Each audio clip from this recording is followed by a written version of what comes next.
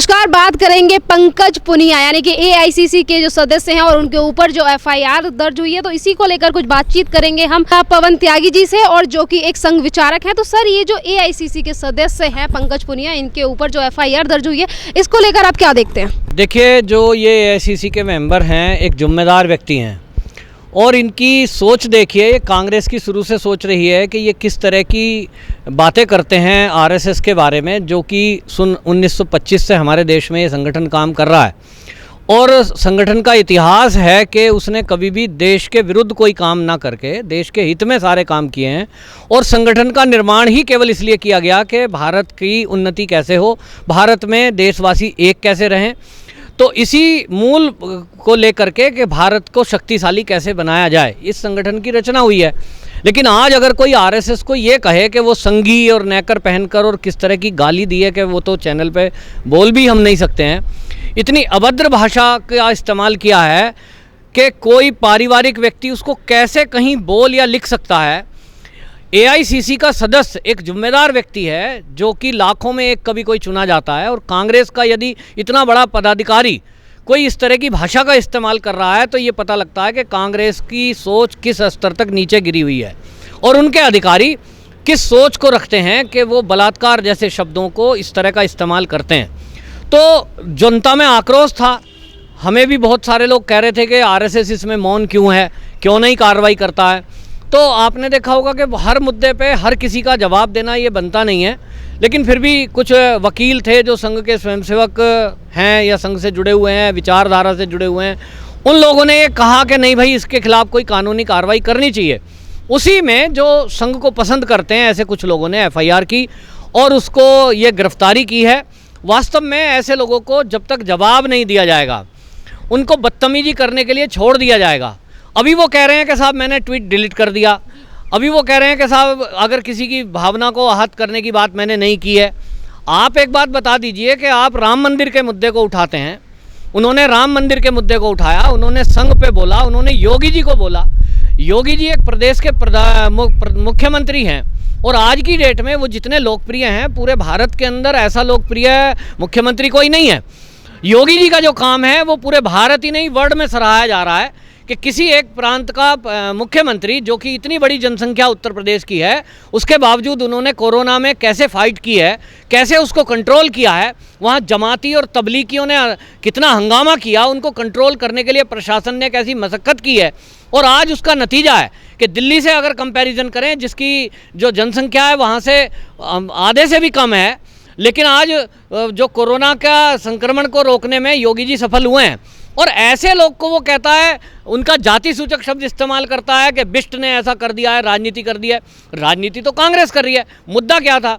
मुद्दा केवल इतना था कि योगी जी को टोंट मारते हुए प्रियंका गांधी ने कहा कि जो प्रवासी मजदूर पैदल चल रहे हैं इनको आप मदद करिए, आपके पास बस नहीं है, हम दे देंगे। आप देखें कि पूरे प्रदेश में सब जगह पूरे भारत में लॉकडाउन है और इस लॉकडाउन में एक भी व्यक्ति सड़क पे निकलना खतरनाक है। इसलिए गाइडलाइन जारी हैं भारत में, और WHO की गाइडलाइन है कि जितने लोग लॉकडाउन का पालन करेंगे, बीमारी को कंट्रोल करने में उतनी सहायता मिलेगी। इसमें सभी लोग घरों में हैं। तो पहला जो ये अफरा तफरी कहाँ से मची, मजदूर सड़क पे आया कैसे, सवाल तो इस पे उठना चाहिए कि यदि मजदूर सड़क पे निकलने को मजबूर हुआ और वो कह रहा है, दिल्ली जैसा शहर जो देश की राजधानी है, वो कह रहा है कि मुझे यहाँ नहीं रहना, दिल्ली में मैं अपने घर जाना चाहता हूँ। मैंने भी बात की, बीइंग ए नागरिक, मेरे घर के आसपास से जो सड़कों से जा रहे थे, भाई आप लोग सड़क पे क्यों जा रहे हो? बोले जी हमें अपने घर जाना है। घर कहाँ है? यूपी में, बिहार में। बिहार और यूपी में वो कभी घर छोड़ के आए थे तो वो पैसा कमाने के लिए आए थे, क्योंकि वहाँ उनका पेट नहीं गाँव में भर रहा था। इसका मतलब वो इतने गरीब हैं कि मेहनत मजदूरी करके दिल्ली में पेट भरने के लिए आए थे। आज वो वापस जा रहे हैं। तो मैंने पूछा भाई ऐसा क्या हो गया? वो बोलते हैं साहब भूखे मर रहे हैं। मैंने कहा उस प्रदेश में भूखे मर रहे हैं जहाँ का मुख्यमंत्री कह रहा है कि मैं डेली लगभग 10 लाख लोगों को भोजन करा रहा हूँ, हम राशन दे रहे हैं, हम पैसे भी बैंक में दे रहे हैं, बिजली फ्री, पानी फ्री, दिल्ली के अंदर बस की यात्रा महिलाओं के लिए फ्री। और ऐसे प्रदेश को अगर आप छोड़ के जा रहे हो, तब भाई क्या कारण है? तो लोग बता रहे हैं कि हमें भोजन ठीक नहीं मिल रहा है, जो दावे किए जा रहे हैं वो दावे बिल्कुल उलट है। लोग भूखे मर रहे हैं, 4-4 घंटे लाइन लगाते हैं इतनी गर्मी में, तब जाके उनको एक कटोरी उसमें चावल और थोड़ी सी दाल मिलती है, और उसकी भी वो कह रहे हैं कि आप खा नहीं सकते, कई बार सड़ी हुई है। तो इस वजह से भूख से बिलख रहे हैं, और ना किसी को पैसा मिला है, ना कोई काम मिल रहा है, क्योंकि लॉकडाउन था। अब आप समझिए कि दिल्ली में सोनिया गांधी बैठी हैं, दिल्ली में प्रियंका गांधी बैठी हैं, दिल्ली में ही राहुल गांधी का घर है, इन लोगों को दिल्ली नहीं दिख रही। ये राहुल गांधी निकलते हैं मजदूरों के बीच पहुंच करके फ़ोटो खिंचवा रहे हैं बैठ के, बड़ी सहानुभूति है। सर, आपने किसी गरीब मजदूर को अगर बस भी देनी है, दिल्ली वालों को दे देते, इस पर कोई सवाल नहीं उठाएंगे। आप दिल्ली पर कोई सवाल नहीं उठाएंगे, आप राजस्थान पे कोई सवाल नहीं उठाएंगे, आप महाराष्ट्र पे कोई सवाल नहीं उठाएंगे, जहां अफरा तफरी बार बार मच रही है और किस तरह से कोरोना का ग्राफ बड़ी तेज़ी से बढ़ रहा है। आपके मन में अगर दया है तो योगी जी ने केवल इतना कहा कि जो केंद्र की तरफ से ट्रेन चल रही है, असल में ट्रेन का बेनिफिट समझिए। ट्रेन में नंबर 1 तो सोशल डिस्टेंसिंग का पालन करके यात्रा होती है। वहाँ पर एक 3 वाली सीट पे एक व्यक्ति को बिठाया जा रहा है, डिस्टेंसिंग है, सभी का स्कैनिंग है। जब वो ट्रेन से उतरेंगे अपने गांव वाले स्टेशन पे, कहीं यूपी में जाएंगे या बिहार में, वहाँ उनको क्वारंटाइन सेंटर ले जाया जाएगा, सीधे गांव नहीं जाएंगे वो। तब वहाँ उनको चेक किया जाएगा, जो जिनकी रिपोर्ट ओके है उन्हीं को उनके घर भेजा जाएगा। अब ये एक प्रोसेस है, ये प्रोसेस हवाई जहाज से आने वाले के लिए भी है, ये रेल से आने वाले के लिए भी है, और ये बस से जाने वाले के लिए है। लेकिन जो पैदल जा रहे हैं उसमें कोई प्रोसेस है नहीं, किसको पकड़ेंगे आप? तो ये जो कांग्रेस है, इन्होंने अफरा तफरी मचाई, और जैसे ही राहुल गांधी ने जिस दिन फोटो खिंचवाई और लोगों को गाड़ी से भिजवाया, कार से, तो क्या मैसेज दिया इन्होंने कि कांग्रेस आपको मजदूरों को कार से भिजवा रही है। ये मैसेज ही देना चाहते थे। उसी दिन ये गाजीपुर जो डिपो है दिल्ली का, जो बॉर्डर है, यहाँ पर हजारों लोग इकट्ठे हो गए, और जब उनसे पत्रकारों ने पूछा कि आप यहाँ क्यों आ गए, वो कहते हैं साहब हमें तो जो है ये बस का लगा के राहुल गांधी जी गाड़ी भेज रहे हैं, तो इसलिए बस भी आ रही होगी, प्रियंका ने कहा है। इनके झूठ के कारण अफरा तफरी फैली, और अफरा तफरी के कारण ये कोरोना तेज़ी से फैलता है।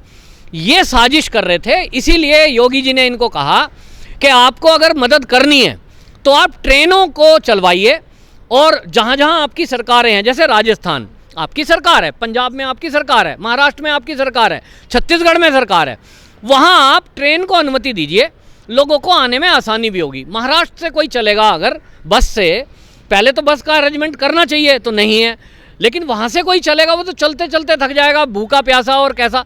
ट्रेन में सुविधाजनक है, सरकार की तरफ से ट्रेन चल रही है और वो वॉचिंग में है, ऐसा नहीं है कि कोई कभी भी आ गया। तब वो राजनीति के तहत केवल ये भाषा बोलते हैं कि 1000 बस हम चलाएंगे जी। एक तो ये गलत है कि आपको अगर 1000 बस भेजनी है, सिंपैथी है, तो आपने जब छात्र फंसे हुए थे कोटा में 8000 के करीब यूपी के, उन्होंने कहा हमें यहाँ से हमारे घर भेज दो, क्योंकि पीजी में हम रह रहे थे, पीजी बंद हो गया, भाई हम परेशान हैं। इतनी रिक्वेस्ट इन्होंने की गहलोत से, किसी ने सुनी नहीं। और जवाब क्या आया था उस समय जब पत्रकारों ने पूछा कि हमारे पास इतनी बसें नहीं हैं कि हम वहाँ भेज सकें। जब तो आपके पास बस थी नहीं, आप छात्रों को भेज नहीं सके, योगी जी ने 250 बसें भेजी, 250 में वो छात्र आ गए, 250 बस आपके पास नहीं थी। आज की डेट में 1000 बस आप दे रहे हो, वो भी राजस्थान से। अरे भाई यूपी बॉर्डर पे थे तो यूपी से दे देते आप, लेकिन उन्होंने केवल राजनीति करनी थी। उसमें भी आपको पता ही है किस तरह की खचड़ा बसें आई। तब इस पर जब उनकी खिंचाई होना शुरू हुई कांग्रेसियों की कि भाई आप केवल मजदूरों के नाम पे ये क्या मजाक कर रहे हो कि आप मदद तो कर नहीं रहे जो करनी चाहिए थी, और आप इस पर पे ऐसी राजनीति कर रहे हो, बसें भी खचड़ा भेज दी और उसमें टेम्पू और 3 व्हीलर और मोटरसाइकिल और एम्बुलेंस के नंबर दे दिए, आप फ्रॉड कर रहे हो। इस फ्रॉड को लेकर के जब FIR होती है तब ये पूनिया साहब आते हैं झेप मिटाने के लिए। अच्छा तो ये होता AICC के मेंबर थे, बोलते सॉरी हमसे गलती हो गई, और हम अब राजस्थान से जो मजदूर हैं यूपी बिहार के उनको वहीं से बिठा के लाएंगे, सॉरी बोल देते, यहाँ बात खत्म होती। लेकिन इनको सॉरी बोलना नहीं है, क्योंकि सत्ता में रहते हुए 70 साल जब ये रहे, इनको एक अहंकार है कि हमारा तो कोई कुछ कर नहीं सकता, हम कुछ भी सवाल करें, हम मोदी को खून का सौदागर कह दें, हम किसी को हत्यारा बोल दें, हम योगी जी को कुछ भी बोल दें, ये हमारा कुछ करने वाले नहीं हैं, और हम आज़ाद हैं क्योंकि हमने तो 70 साल शासन किया है। लेकिन अब ये बदलता हुआ भारत है, अब यहाँ कोई बदतमीजी सहन नहीं होगी। देशभक्त जाग खड़ा हुआ है, और देशभक्तों के इस माहौल में अब ये नवयुवा जो है ये सहन नहीं करता। हम लोग सोचते हैं चलो बात को बिताओ, लेकिन नहीं। अब इसलिए इनके खिलाफ जो एफआईआर हुई है, ये एफआईआर देखिए इन्हीं के खिलाफ नहीं, सोनिया गांधी भी, उनके खिलाफ भी कर्नाटक में एफआईआर हुई। पीएम केयर फंड के ऊपर जो इन्होंने सवाल जवाब किए थे और तंज कसने की कोशिश की थी भाजपा के ऊपर, और इसके बाद जब सोनिया गांधी के ऊपर जो कि अध्यक्ष हैं कांग्रेस की, इनके ऊपर एफआईआर दर्ज हो जाती है, तो इसके ऊपर कांग्रेस में एक भूचाल मच जाता है और ये कहता है कि अपमान करने की कोशिश की जा रही है सोनिया गांधी की, वो राजीव गांधी की विधवा हैं और इस तरीके की चीज़ें नहीं करनी चाहिए उनके साथ। तो इस बात को लेकर क्या कहना चाहोगे आप? देखिए, पीएम केयर फंड पे सवाल उठाना, आप समझिए जैसे बसों पे सवाल उठाया, ये एक इनकी साजिश है। इन्हें बस देनी नहीं है, मुद्दा बनाना था, मजदूरों को भड़काना था, सड़क पे लाना था, वो ला दिया इन्होंने। स्टेशनों पे, सड़क पे, सब जगह भीड़ है। वो घर में रहते, धैर्य रखते, उनको घर में मदद करते, शायद कोरोना उतना नहीं फैलता जितने आंकड़े अब शायद आगे आने वाले दिनों में बढ़ेंगे। जिम्मेदार नागरिक होने के कारण, राजनीतिक पार्टी होने के कारण इनको बात को संभालना था। इसी तरह पीएम केयर फंड क्या है? मोदी जी ने पीएम केयर फंड इसलिए अलग से बनाया, प्रधानमंत्री राहत कोष होने के बावजूद, क्योंकि उसमें कुछ जो क्लू डाले गए हैं, जो उसमें सेवा शर्तें हैं, वो कुछ उस तरह की हैं कि उस पैसे को आप केवल एक आपदा में यूज़ कर सकते हैं।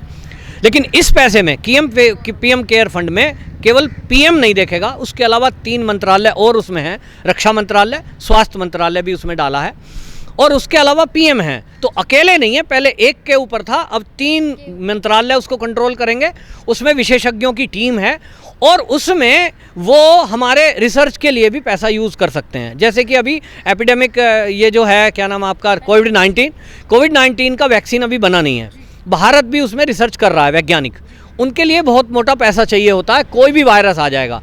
भारत ने एक विचार किया कि कभी भी वायरस आ सकता है, पहले भी आते रहे हैं कई सारे वायरस, तो अब ये आता रहेगा और हमारा देश कभी ये देखता रहता है कि कहीं किसी देश में वायरस का वैक्सीन बने, दवाई निर्माण हो, तब हम वहाँ से खरीदें। भारत के वैज्ञानिकों ने भारत सरकार को ये बोला कि अभी आप हमको केवल फंड दीजिए रिसर्च के लिए, हम खुद सक्षम हैं। भारत का वैज्ञानिक, भारत का डॉक्टर अमेरिका में जब जाता है नौकरी के लिए, वहाँ वो रिसर्च करता है, तो नाम हुआ अमेरिका का, लाभ मिला अमेरिका को, बुद्धि किसकी है? भारत की। तो भारतीय बुद्धिमान जो लोग हैं, डॉक्टर्स और वैज्ञानिक, वो ये कह रहे हैं कि हमारी बुद्धि विदेश की धरती पे यूज़ क्यों हो? हमारे पास एक ही कमी है, फंड की। फंड नहीं है, हमारे पास फंड आ जाए तो रिसर्च हम भी कर सकते हैं। इसीलिए पीएम केयर फंड बना कि इस फंड में, उसमें कुछ पैसा वहाँ भी यूज़ कर सकते हैं इस तरह की महामारी के समय में। ये जो देश के लिए है, ये तरक्की के लिए अच्छा है, भविष्य के लिए भी देश के लिए अच्छा है। लेकिन कांग्रेस हर उस चीज़ का विरोध करती है जो देश की तरक्की के लिए, देश के हित के लिए अच्छा है। ये सोनिया गांधी पर जो यदा कदा विदेशी होने का सवाल उठाते हैं, ये विदेशी तो बहुत लोग हैं भारत में जिनका योगदान है, या हम भारत के लोग विदेश में शादी कर रहे हैं, विदेश के लोग यहाँ शादी कर रहे हैं, सवाल नहीं है, लेकिन इन मानसिकता पे सवाल है। और मानसिकता जब ये ऐसी आ गई कि देश के विकास में कोई काम हो रहा है, पीएम उसमें आह्वान कर रहे हैं कि भाई आप इसमें पैसा दीजिए, ऐसे समय में, ये नाजुक दौर है कि जब पीएम उसमें फंड डालने को लोगों से आह्वान कर रहे हैं, दान मांग रहे हैं कि आप इसमें दान दीजिए, और ऐसे समय में सवाल उठाना कि साहब ये क्यों नहीं, तो लोगों को डाउट क्रिएट कर दिया इन्होंने। इससे क्या हुआ है कि जो दान देने वाले हैं देश विदेश के लोग और देश के भी, उनको डाउट हुआ कि आखिरकार मोदी जी ने ये करा क्यों, तो सवाल उठा दिया। फिर राहुल गांधी सवाल उठा रहे हैं, फिर सोनिया गांधी सवाल उठा रही है, फिर प्रियंका बोल रही है, सोनिया गांधी कह रही है इसका हिसाब दो। तो जब आप कोई हिसाब मांगते हैं किसी से, तो लोगों के मन में आता है कि भाई ये सवाल मांगा जा रहा है, इसका मतलब कुछ गड़बड़ है।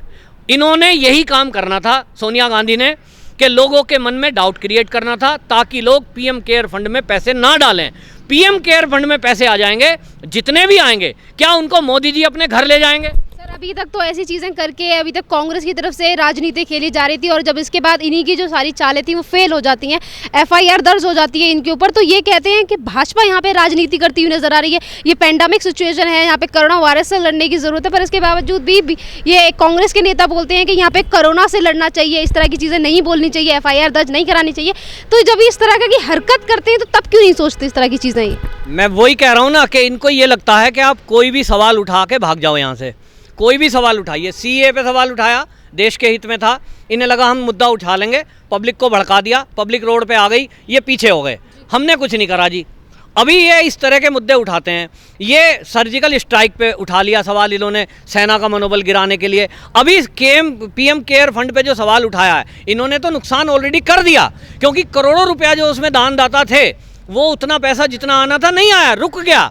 इनका काम यही है। और रही राजनीति, तो सोनिया गांधी को अगर कोई डाउट है कि पीएम केयर फंड में कोई घपला घोटाला हुआ है, अभी कैसे पता, अभी तो चल रहा है। जब ये काम समाप्त हो जाता उसके बाद वो बहुत आसान है, भारत में तो एक आरटीआई लगाती और आरटीआई में पूरी जानकारी आ जाती, कितना पैसा आया, कहाँ कहाँ मद में खर्च हुआ। तब इन्हें तसल्ली नहीं हुई क्या? इस टाइम पे अर्नब गोस्वामी के ऊपर 200 एफआईआर करा देती हैं केवल एक एंटोनियो माइनो बोलने के ऊपर। तब इनको नहीं लगता कि ये देश कैसा चल रहा है और साधुओं की हत्या पे सवाल करने वाला जो आपका धर्म है, आप पत्रकार हैं, आपका धर्म बनता है कि आप सवाल करें, राजनीतिक दल हो या कोई भी आम आदमी हो, आपका धर्म है सवाल करना, हम आम जनता का है धर्म उत्तर देना। और ये तो एक राजनीतिक हैं, तो इनका जवाब अगर इनसे मांग लिया, क्योंकि वहाँ इनकी सरकार है, तो 200 एफआईआर पत्रकार पे करा देते हैं। इनके ऊपर एक एफआईआर हो जाए तो बौखला जाते हैं। तो पहली बार देश में ऐसा हुआ है कि सोनिया गांधी पर एफआईआर हुई है, और अब ये होता रहेगा, क्योंकि इसकी शुरुआत एफआईआर खेलने की शुरुआत कांग्रेस ने की है। इन्होंने एक सेल बनाया है, इनके मैं कई बार बोल चुका हूँ, इनके जो वकील हैं ना इनकी पार्टी से जुड़े, वो हो गए खाली, काम है नहीं, पार्टी खत्म हो गई। अब वो कोर्ट में ही अपना केस करके रोजगार चलाना चाहते हैं। तो भाजपा भी अब कड़ा जवाब देगी, और आरएसएस से जिस तरह से इन्होंने सवाल उठाया है एक देशभक्त संगठन के ऊपर, ये इनको उल्टा पड़ेगा, भारी पड़ेगा, और देश इसे सहन नहीं करेगा। अब इन्हें पता चलेगा। धन्यवाद सर।